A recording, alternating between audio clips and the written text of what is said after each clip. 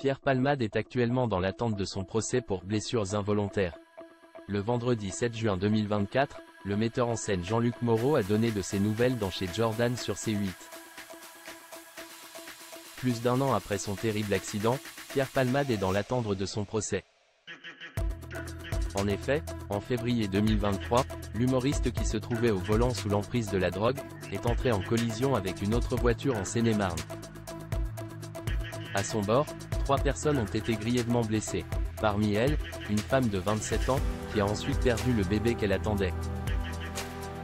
Le lundi 27 mai dernier, la juge d'instruction chargée de l'enquête a révélé que Pierre Palmade serait jugé pour blessures involontaires, et non pas homicide involontaire.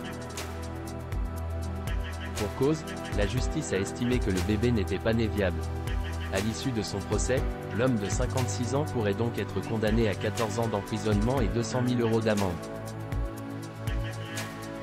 Jean-Luc Moreau donne des nouvelles de Pierre Palmade. Depuis le drame, Pierre Palmade s'est fait très discret. S'il a été aperçu dans les rues de Bordeaux ou en boîte de nuit, il ne s'est jamais exprimé sur son accident. Le vendredi 7 juin, un célèbre metteur en scène a cependant donné de ses nouvelles. Invité sur le plateau de Chez Jordan, Jean-Luc Moreau a ainsi révélé « Je crois qu'il est toujours à la peine. Comme il ne consomme plus du tout, rien, oui, je crois qu'il est à la peine pour le moment. Il a un peu grossi. Dès que les gens qui ont beaucoup consommé arrêtent, ils mangent beaucoup, je crois. Je crois que c'est ce qu'il se passe. »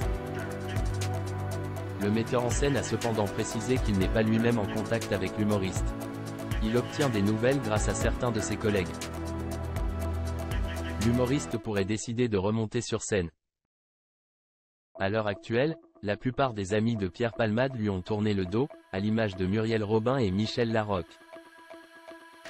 Une information confirmée par Jean-Luc Moreau, qui a ensuite évoqué le retour sur scène possible de l'humoriste. Face à Jordan Deluxe, il a ainsi estimé qu'il a raison de vouloir refaire son métier. Selon lui, sa passion pour la scène pourrait cependant être stoppée par les directeurs de salle ou les spectateurs. Ceux-ci pourraient en effet décider de le boycotter. Attendons de voir ce que décide la justice.